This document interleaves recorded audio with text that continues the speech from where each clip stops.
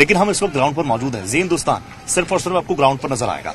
ठीक है, हम पहुंचे हुए हैं मेरठ में और अब से कुछ देर में पीएम जो है यहां पर पहुंच जाएंगे। लोगों में भारी उत्साह है। मेरे साथ आप देखेंगे अपार जन समर्थन मेरे साथ भी खड़ा है और आता जाता भी आपको नजर आ रहा होगा। यहां से थोड़ी दूरी पर ही आयोजन स्थल है। कुछ ही देर में पीएम नरेंद्र मोदी यहां पर पहुंचने वाले हैं। मेगा प्रोजेक्ट है, ड्रीम प्रोजेक्ट है और स्पोर्ट्स को लेकर प्रधानमंत्री नरेंद्र मोदी और उनकी टीम का विजन कहीं ना कहीं ये एक कदम और आगे बढ़ाता हुआ ये स्पोर्ट्स यूनिवर्सिटी रहेगी। आपने चुनावों की बात की, सबसे पहले हम पश्चिमी उत्तर प्रदेश की बात करें। पश्चिमी उत्तर प्रदेश में 136 विधानसभा सीटें हैं और उसमें ज्यादातर सीटों पर बीजेपी का कब्जा था। मेरठ की अगर हम बात करें तो मेरठ में 7 विधानसभा सीटें हैं और 6 पर भारतीय जनता पार्टी का कब्जा था। पिछले चुनावों में एक बहुत मजबूत जमीन पर भारतीय जनता पार्टी इस वक्त खड़ी हुई है। 6 सीटें बचानी है। इकलौती सीट थी जो सपा के पास गई थी और अब आप चुनावी समीकरणों को भी समझ ही रहे हैं। यहां पर जयंत चौधरी भी उतरे हैं। अब से कुछ वक्त पहले वो भी मेरठ में मौजूद थे। अखिलेश यादव लगातार मेरठ में मौजूद थे। दोनों ने एक साथ मंच भी साझा किया था और ये बताने की कोशिश की थी कि इस बार मेरठवासी, इस बार पश्चिमी उत्तर प्रदेश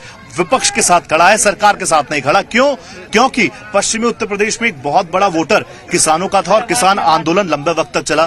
वहां से क्या कुछ नैरेटिव सेट करने की कोशिश की गई। नैरेटिव की पूरी राजनीति है प्रत्युष। और आप देखिए लगातार, आप एक बार जरा देखिए, मेरे साथ युवा भी आपको नजर आएंगे, मेरे साथ आपको बुजुर्ग भी नजर आएंगे। उत्साह बिल्कुल बरकरार है। इवन युवाओं से ज्यादा उत्साह मुझे बुजुर्गों में नजर आ रहा है। वो बहुत ज्यादा खुश है। वो बताने की कोशिश कर रहे हैं कि स्पोर्ट्स से, खेल से उनके बच्चे, उनके आने वाली पीढ़ी क्या कुछ सीख सकती है, देश के लिए क्या कुछ योगदान दे सकती है। मैं सीधा उन्हीं से बात करूंगा। नमस्ते सर। नमस्ते। ये बताइए, यहां पर स्पोर्ट्स यूनिवर्सिटी खुल रही है, ठीक है, और मेरठ को तो क्रांतिवीरों की धरा कहा ही जाता है। प्रधानमंत्री नरेंद्र मोदी अभी अमर जवान ज्योति पर भी पहुंचे, योगी आदित्यनाथ भी साथ में है, नमन किया है। किस तरह से देख रहे हैं आप इस पूरी चीज? हम इसे बहुत अच्छे तरीके से देख रहे हैं। जो हमारे आने वाली जनरेशन है, हमारे बच्चे हैं, इस तक हमारे देश में युवा बहुत ज्यादा है, लेकिन खेलों के लिए जो व्यवस्थाएं होनी चाहिए थी उसमें कहीं ना कहीं हमेशा से कमी रही है। आपने भी महसूस किया होगा। आपने तो देश को बढ़ते हुए देखा है, आपने कई सरकारों को भी देखा है, आपने सपा को भी देखा है, आपने बसपा को भी देखा है, आप योगी आदित्यनाथ की सरकार को भी देख रहे हैं और आप केंद्र में मोदी सरकार को भी देख रहे हैं। किस तरह से आंक रहे हैं?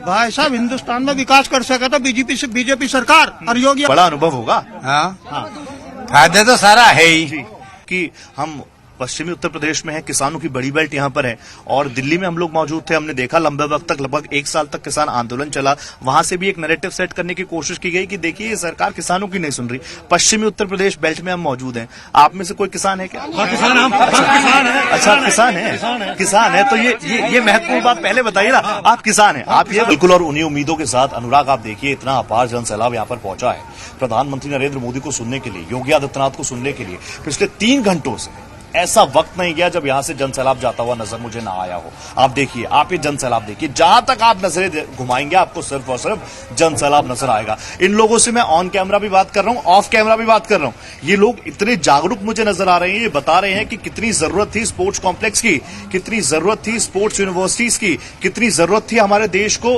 क्योंकि लगातार पिछले कुछ वक्त में जो माहौल बदला है, लगातार, अभी थोड़ी देर पहले भी मैं बात कर रहा था, माइंडसेट बदलना बहुत बड़ी बात है। अब न सिर्फ स्टूडेंट्स बल्कि उनके अभिभावक, उनके पेरेंट्स भी कहते हैं ठीक है हमारा बच्चा स्पोर्ट्स में जाएगा। क्यों? क्योंकि जब देश का प्रधानमंत्री नरेंद्र मोदी बड़े मन से आके कहते हैं कि खेलेगा इंडिया, ये रोहित, माइंडसेट बदलना, यही